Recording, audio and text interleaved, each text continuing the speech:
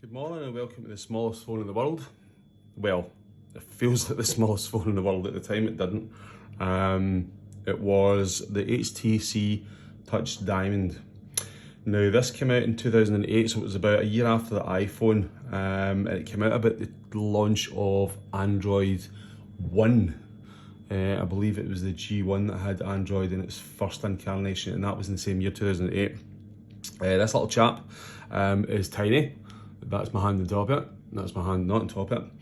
And it is, in comparison to nowadays phones, the smallest thing you'll ever see, be honest with you, with a screen size of only 2.8 inches. Now in today's market, you've obviously got your Samsung phones and your iPhones that are 6-7 inches in screen size. This thing only 2.8. The pixel density was only 286 ppi, so you can see some of the display close up. You can see the pixels on it. It's not massively clear, and certainly at the time it was negligible, because again, back in that day, there was no such thing as these HD True displays or Retina displays that Apple have had since the iPhone 4. So what does this thing have inside it? Well, at the time it was state of the art. It ran on Microsoft Windows 6.1. It was a Qualcomm MSM 7201A, and the CPU was 528 MHz ARM11. The GPU inside was an Adreno 130, so it knew exactly what it was doing at the time. Inside a small phone like that, it was something else to use, it really was. And it's because of what was inside it, which was a thing called TouchFlow 3D.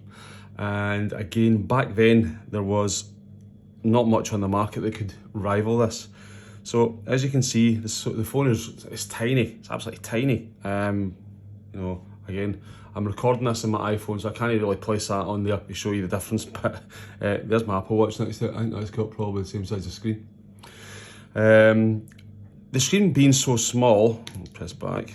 The screen being so small, try home, meant it came with this little magnetic stylus inside it, because texting on this was an absolute nightmare.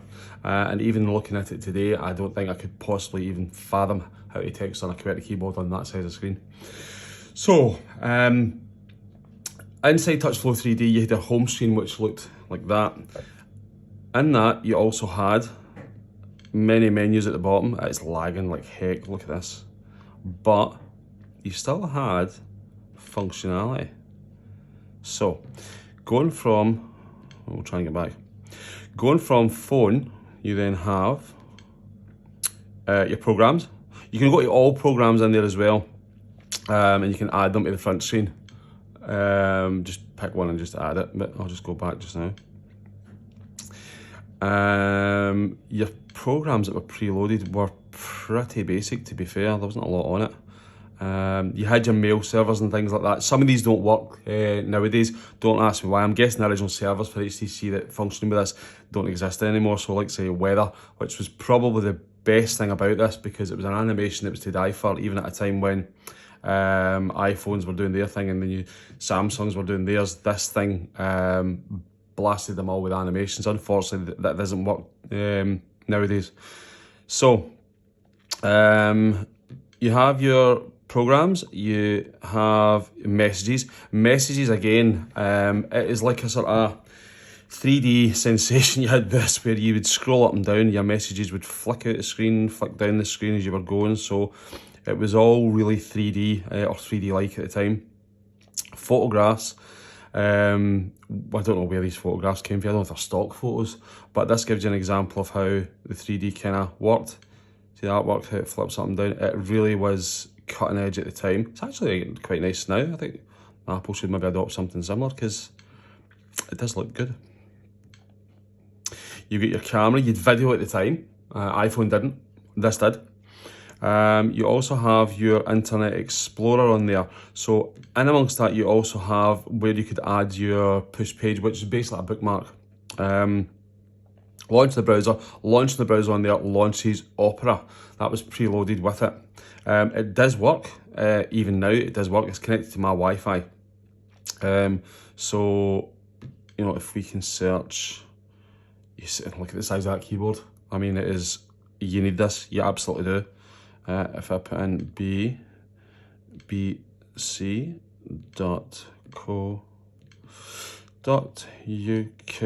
and we'll try that. How do you, I think you hit this. Yeah. So there we are. It actually gives you a Google search. It doesn't take you straight to that page.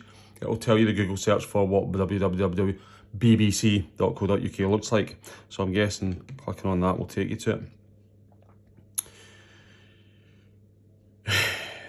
The server's certificate did not match its hostname. Fine, okay, we'll just hit okay. It will still access it.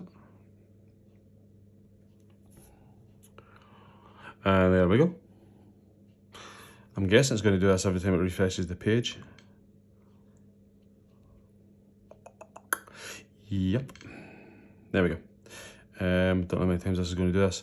There we go. We can scroll down. You've got up-to-date news. Thankfully, it's not the news of 2008. And that's basically the browser. That's how the browser works. As you can see, it's not the fastest. My download speed right now is around about 50 meg, which isn't lightning, I know that, but at the same time, it does what I want it to. It's, you know, this you can quite clearly see it lagging as it goes. So that's what internet looks like. So we'll go to music. I don't have any music on this.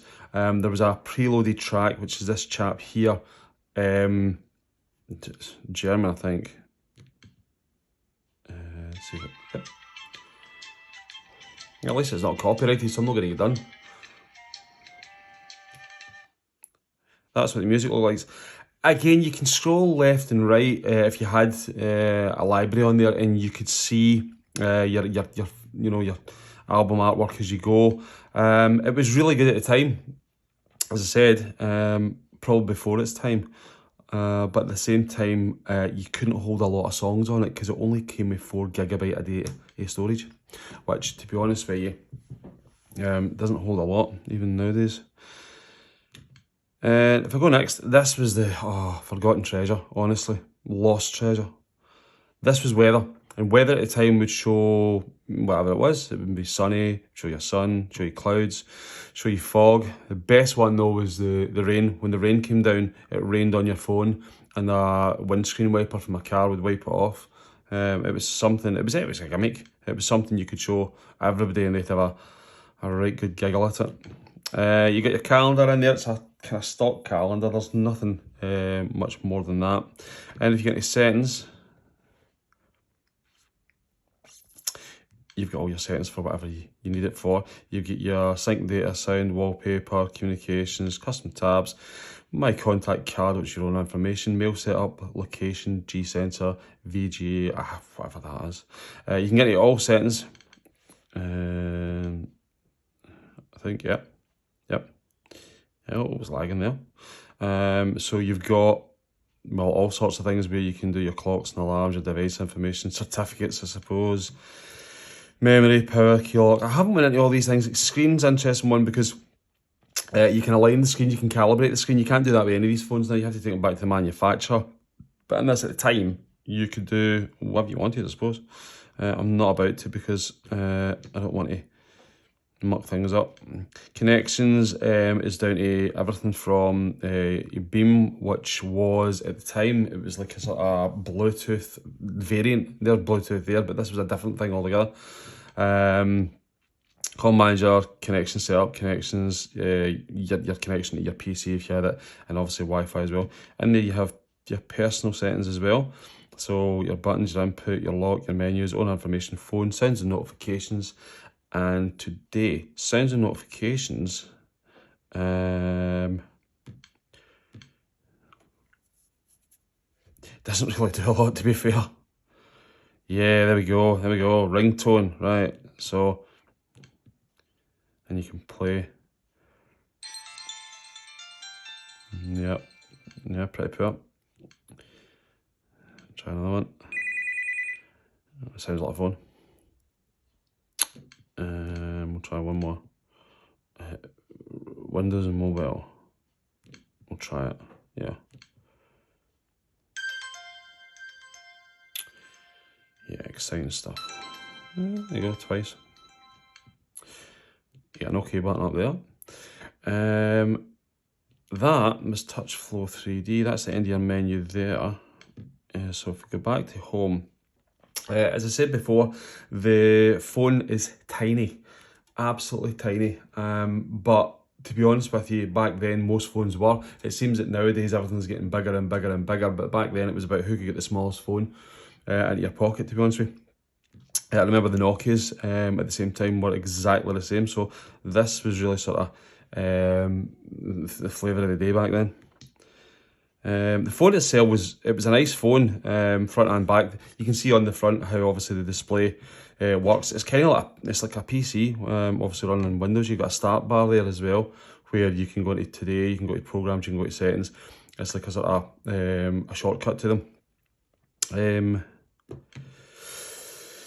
The phone itself, as I was saying, looked like that in the front. It looked like that in the back. Don't know if you can see that. It's a sort of diamond effect on the back. Yeah, that's where it gets its name from. The camera wasn't the best camera in the world, but then whose was at the time? It only had a 3.15 megapixel camera, which again at the time was rivaling what was out there. So the iPhone at the time only had a 2 megapixel. Some of the Android phones, depending on what they were at the time, and HTC were heavily involved in Android at the time with the G1 Dream and the Wildfire and the Desire and all the rest of it. So that's it. That's what it looked like. Could you use it today? Yeah, if you needed a burner phone, I suppose. Would you want to use it today? Absolutely not. You need that. You can't use that. It won't work. I would say, to be honest with you, it's a nice bit of nostalgia, but that's all it is. Nothing more than that, nothing less than that. But hey, it was nice to review it in 2020, or 2021, getting into 2022.